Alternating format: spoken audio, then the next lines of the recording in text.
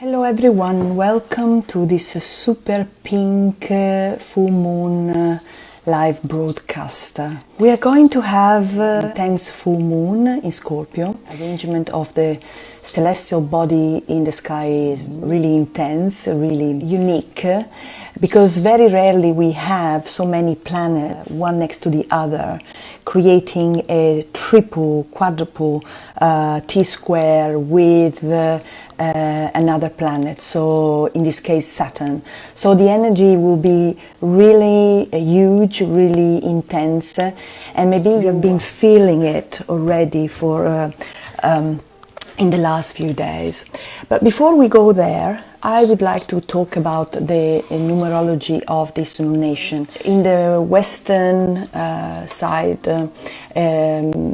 in Europe and in Australia and Asia, the full moon will happen on the 27th of April. On the other part of the world, in America, will happen on the 26th, the day before, but because of the time difference. But energetically, you know, officially the moon is at 27 degrees, and then 27 in esoteric numerology is quite an interesting number because it's called the light fuses with the heart of matter. So what does it mean?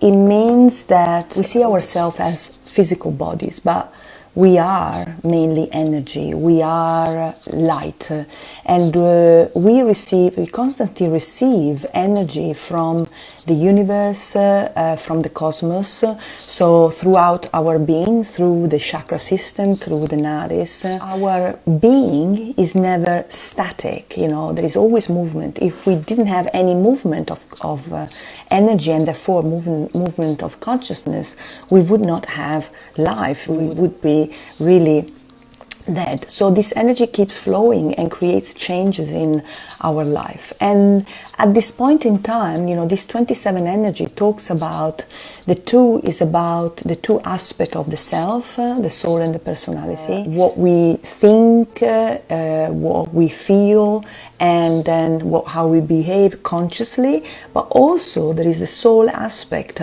which is the intuition, our soul, the thyself, and the etheric body. So these two aspects, which are the two parts of the self, astrologically the two twins, the two that we see in Gemini, they are put in a situation where they have to fuse, because 7 is the number of fusion. 7 is the number of putting two things together, and fusing means there's no difference between the other one and the other. They become one. 27 is a number that doesn't appear very often in the Bible. It appears only 6 times, sorry, not 26, 6 times. But we have in the New Testament, we have 27 books, and then one of them is the book of St. John of Patmos, which is the book of Revelation. So, and then also 27 is the symbol of the Holy Spirit, and the Holy Spirit is in the Hebrew tradition is called Ruach, you know, the breath of life, which is God's personal presence on earth.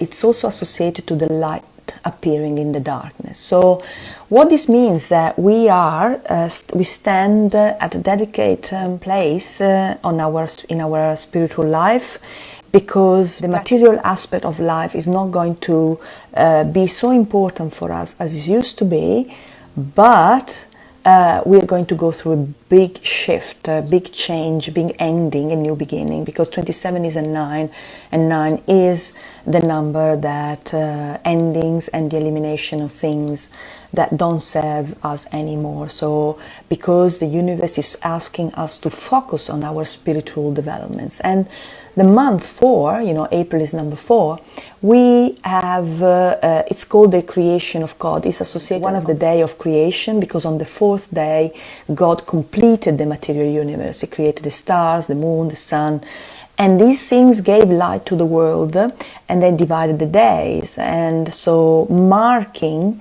the flow of time. And one of the planets that is going to be, completely, fully involved at the time of this lunation is really Saturn, which is also known as the Lord of Time. Saturn has a very spiritual position because beside being the great, the one who is testing our life, seeing whether it's aligned to our true self, is also rules what is it is that we are here to contribute our destiny, what we are here to do. And then the numerology 27-4, if we add it together, we have 31, which is called the flag bearer, but also in sacred numerology relates to work, effort, capacity for improvement, struggle, relating to an inner conflict happening at this point in time about what we are really here to do, what we are really, what kind of flag are we really bearing, are we really standing for. And then it is also if we look at the gematria, it's the gematria of the word El in Hebrew, which is made of Lamed and Aleph, and then which Lamed is the contemplation of the heart, and then Aleph is the paradox between man and God, saying that we seem to be completely separated, but we are not. And he's talking about the strong primal authority, who is the true authority at this point in time.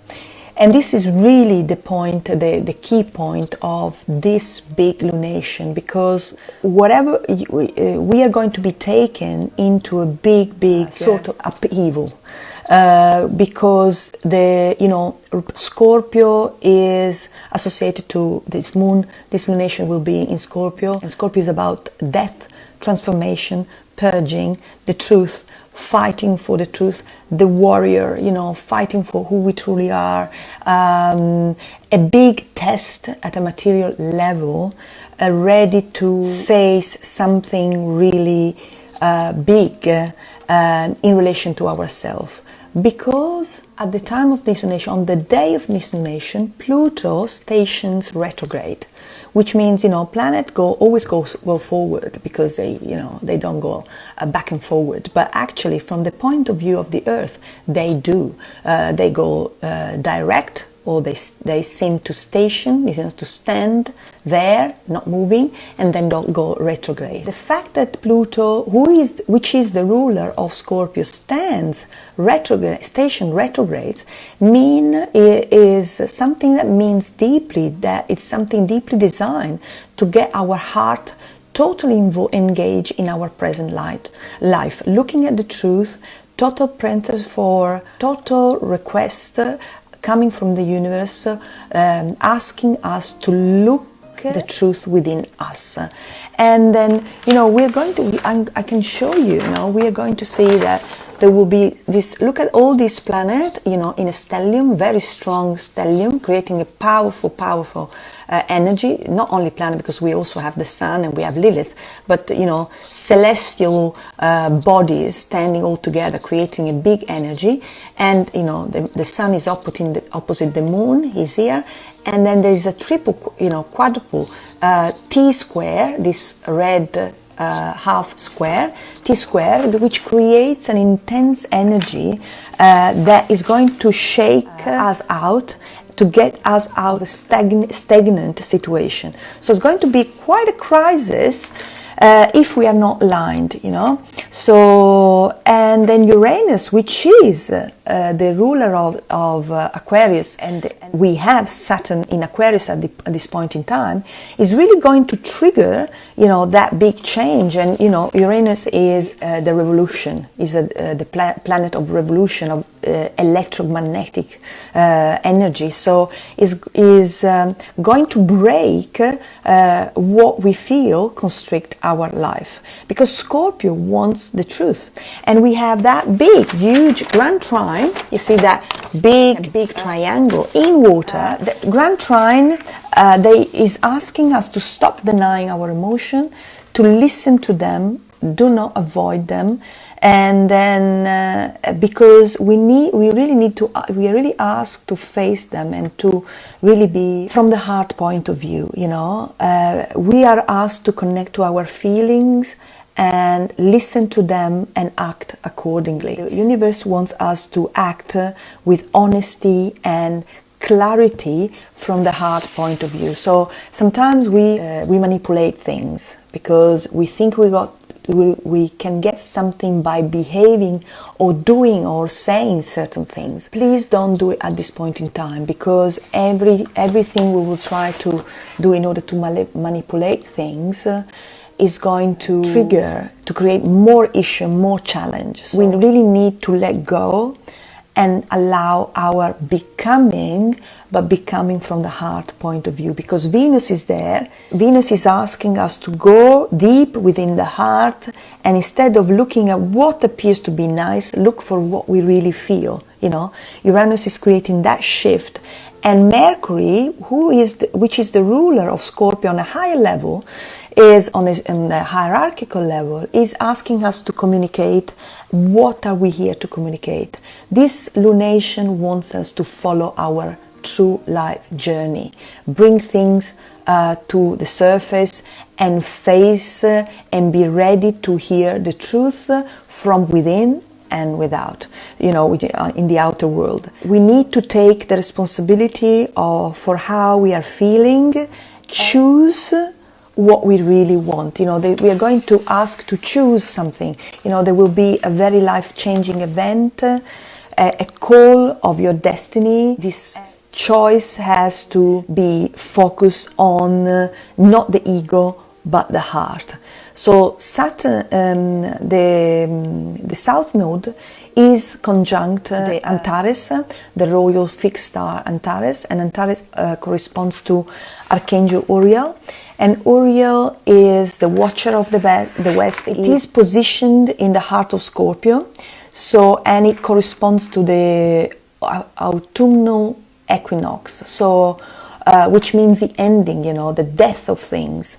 And Uriel, which means God is my light, is the guardian of the entrance to paradise, you know. So it's a possibility for us to trust the heart in order so that we can go into receive the abundance and the blessing we are meant to receive. We need to really allow Uriel's sword to cut our illusion. The sword is the symbol of the truth, to be purified. In fact, there's going to be quite a catharsis in order to quite a catharsis will be induced in our personal life by our soul in order to create that new energy, that new beginnings.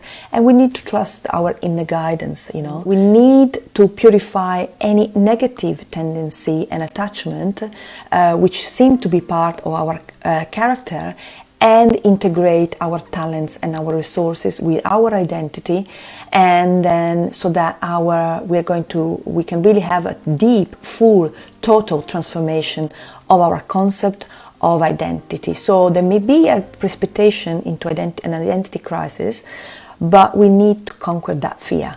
The fear of death is something that the warrior of light needs to conquer. The moon will be at 7 degrees 07, and 7, as I explained, is the truth.